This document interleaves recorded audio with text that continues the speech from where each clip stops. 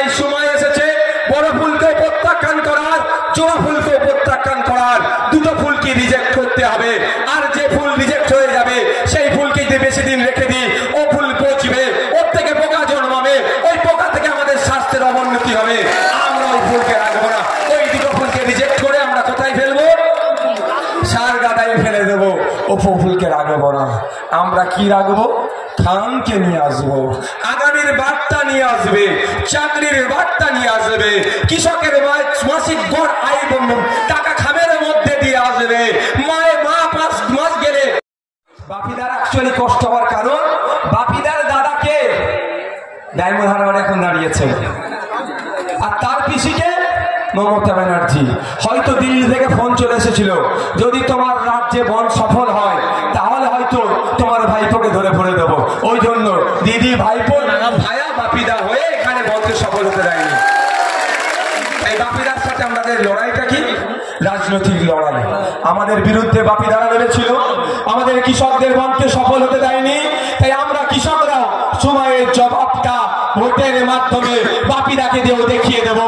তোমার হাতে পুলিশ থাকতে পারে, তোমার হাতে গুন্ডা থাকতে পারে, তোমার হাতে অস্ত্র থাকতে পারে, তোমার হাতে অবৈধ অনেক টাকা পয়সা থাকতে পারে।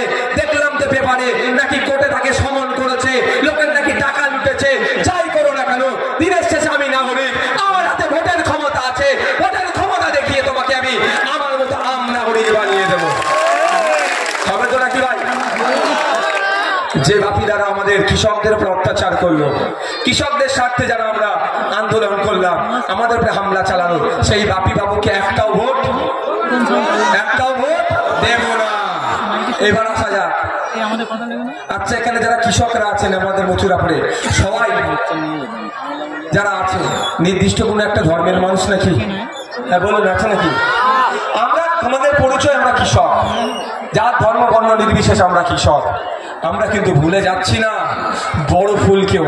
যে বড় ফুল সবকা সাথ সবকা বিকাশ বলে ডায়লগ দিত, এই শুভেন্দু অধিকারীরা সকাল সন্ধ্যে রাত্রে এটাই বলে যাচ্ছে সবকা সাথ সবকা বিকাশ। কিন্তু কি দেখছি, শুভেন্দু বাবুরা মুচকে মুচকে হাসছে। যখন বলে ওটা না, ওরা মুচকে মুচকে হাসে। ওদের মুখের দিকে লক্ষ্য রাখবেন, বলে না সবকা সাথ সবকা বিকাশ, আর মনে মনে খুব হাসে আদানি আম্বানি কা সাথ আর উন লোগোं का ही বিকাশ। ওদের ছাড়া কোনো বিকাশ হচ্ছে না। যা হচ্ছে ঘুরিয়ে ফিরিয়ে দেখবেন আদানি আম্বানি বা ওই কর্পোরেট। এই আদানি আম্বানি বা কর্পোরেটদের সুবিধা করার জন্য যে বিলটা নিয়ে এসেছিল কৃষকদের হবে জুন মাসের 1 তারিখে, কোনো ফুলের দিকে তাকানোর দরকার নাই। বড় ফুল বিল নিয়ে এসেছিল, আর আমরা যারা বিরোধী করছিলাম জোড়া ফুল আমাদের বিরোধিতা করছিল।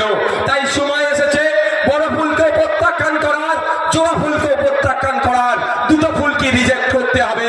আর যে ফুল রিজেক্ট হয়ে যাবে সেই ফুলকে যদি বেশি দিন রেখে দিই ও ফুল পচবে, ওর থেকে পোকা জন্মাবে, ওই পোকা থেকে আমাদের স্বাস্থ্যের অবনতি হবে। আমরা ওই ফুলকে রাখবো না। ওই দুটো ফুলকে রিজেক্ট করে আমরা কোথায় ফেলবো? সার গাদায় ফেলে দেবো। ও ফুলকে রাখবো না। আমরা কি রাখবো?